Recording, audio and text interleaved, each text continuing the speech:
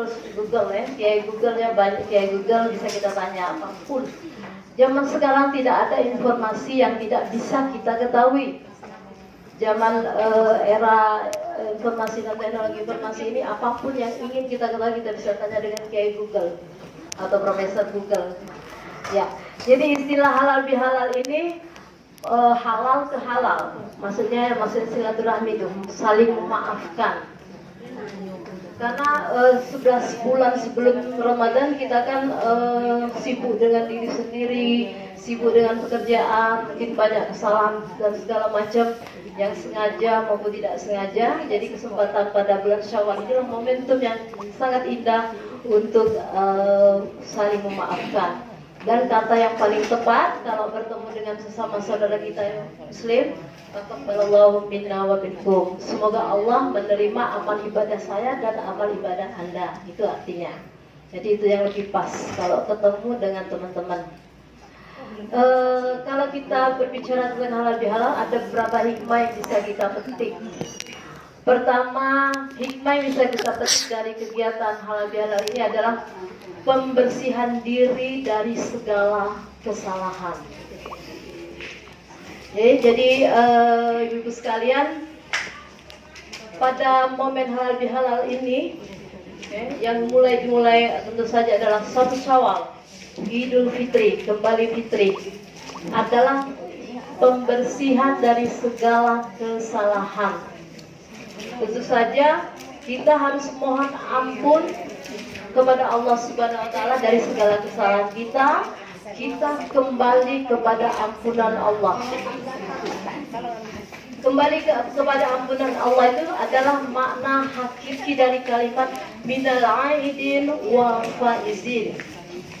Makna kalimat minal aidin wal faizin itu adalah kembali kepada ampunan Allah, kepada fitrah, dan mengharapkan kemenangan dalam melawan godaan nafsu.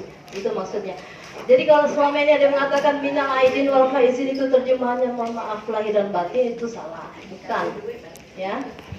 Jadi maksudnya minal aidin wal faizin, kembali kepada fitrah, kembali kepada suci seperti bayi yang baru lahir, suci, tulus, dan wal faizin itu adalah kita meraih kemenangan dalam melawan godaan nafsu selama 1 bulan penuh kita berpuasa. Itu maksudnya.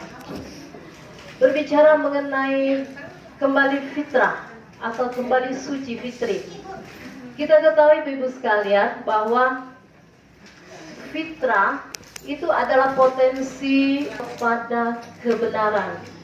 Fitrah lihalillah, walakin aksara la ya'lamun. Jadi dalam surat Ar-Rum 30 itu Allah berfirman, hadapkanlah wajahmu dengan lurus kepada agama Allah dan tetaplah dengan fitrah yang Allah ciptakan manusia dengan fitrah itu, tidak ada perubahan pada fitrah itu, dan zalika dinul qayyim, dan inilah agama yang lurus. Kebanyakan manusia tidak mengetahuinya. Maksudnya apa ibu? Fitrah itu adalah potensi yang diciptakan Allah, yang sudah diberikan Allah sejak manusia itu lahir. Jadi dengan potensi fitrah itu kita bisa membedakan mana yang baik dan mana yang buruk. Sebagaimana juga firman Allah dalam surat Al-A'raf ayat 172, pada dasarnya ketika Allah menciptakan manusia, dan manusia pada saat itu masih berada di alam ruh. Jadi sebelum Allah menciptakan kita kan masih dalam berupa ruh. Nah, ruh ini berada di alam arwah. Ruh itu artinya, ruh itu singular ya, satu. Kalau arwah itu artinya jamak. Ya. Jadi kalau ada arwah gentayangan itu berarti bukannya satu ya, banyak ya. Jadi ketika manusia masih berada di alam ruh, berarti ruhnya banyak. Allah bertanya kepada para ruh, alastu birabbikum, apakah aku ini adalah Tuhan kamu? Seluruh ruh yang ada di alam ruh itu menjawab, qalu bala syahidna, betul, engkau adalah Tuhan kami dan kami bersaksi atas yang demikian itu. Jadi, ibu-ibu semua, ketika kita semua masih berupa ruh, kita sudah ditanya oleh Allah, apakah aku milik Tuhanmu? Dan kita semua sudah bersaksi, kita sudah berikrar bahwa kita beriman kepada Allah. Tapi ketika kita lahir, jadi ruh-ruh yang ada di alam arwah itu kan diambil oleh malaikat, kemudian ditiupkan ke rahim ibu. Sebagaimana kita ketahui, ketika usia kandungan seorang ibu itu 4 bulan, itu ditiupkan ruh.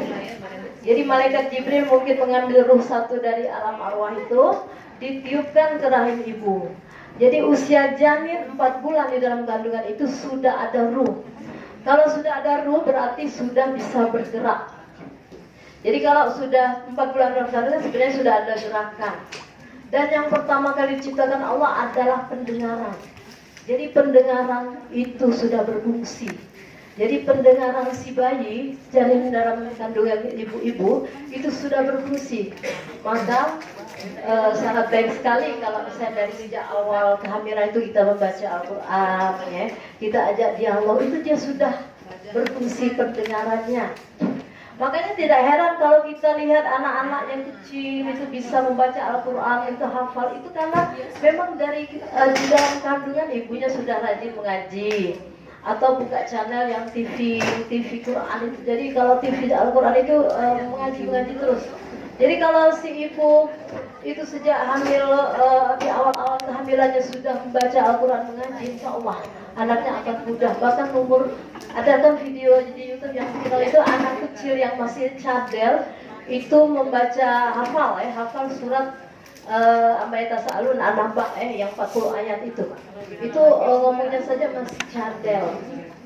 Jadi kalau kita udah lewat ya, kalau mau hamil lagi ya, jadi untuk anak kita ya, untuk anak-anak kita ya, anak-anak kita bolehlah kalau dikasih, kalau kita sudah digembok kuncinya udah dibuang ke laut, Bu. Ya, jadi untuk anak-anak kita bolehlah dikasih pencerahan bahwa kalau dari sejak kehamilan pertama itu harus banyak baca Al-Quran, ya, harus dialog yang baik, jadi tidak usah mengeluarkan ucapan-ucapan kotor karena si cabang bayi itu sudah berfungsi pendengarannya, ini Al-Quran. Jadi kalau sudah ada ruh, jadi pendengaran yang pertama kali berfungsi adalah pendengaran. Jadi dia bisa mendengar.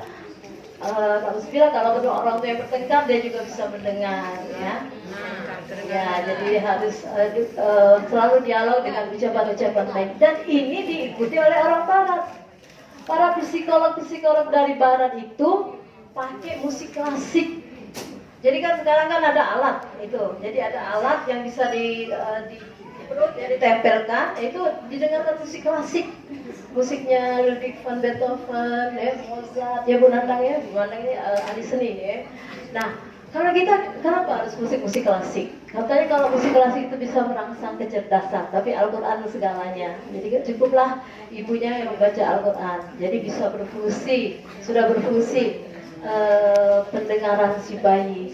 Jadi tidak mengherankan kita kan heran anak-anak zaman sekarang luar biasa dari Indonesia, sebuah negara yang jauh dari tempat lahirnya Islam di tanah Arab, bukan bahasanya juga kita bukan bahasa Arab, tapi anak-anak 2 tahun, 3 tahun itu sudah pada hafal Quran. Apalagi Musa kemarin juara internasional hafal Quran. Musa umur 7 tahun ya, hafal Al-Quran 30 juz ya. Itu luar biasa sekali. Kita bangsa Indonesia, negara Indonesia bukan negara Arab. Kita juga bahasanya bukan bahasa Arab, tapi luar biasa. Pandangan ulama-ulama dari negara-negara Islam itu mengapresiasi umat Islam Indonesia yang bisa melahirkan para penghafal Al-Quran ini. Oke, Ibu sekalian, kembali ke tadi. Ketika kita di alam arwah, kita sudah ditanya oleh Allah, alastu birabbikum, apakah aku ini Tuhan kamu? Semua ruh manusia menjawab, betul, engkau adalah Tuhan kami dan kami bersaksi atas yang demikian itu.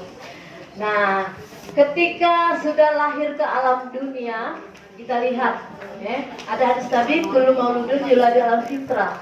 Setiap bayi itu lahir dalam keadaan fitrah, suci. Nah, tergantung lingkungannya. Ya, lingkungan adalah yang membentuk. Apakah dia sudah melenceng dari fitrahnya yang beragama tauhid? Kalau dia ada beragama di luar agama tauhid, itu berarti lingkungannya lah yang membentuknya. Tapi pada dasarnya fitrah kita cenderung kepada kebenaran.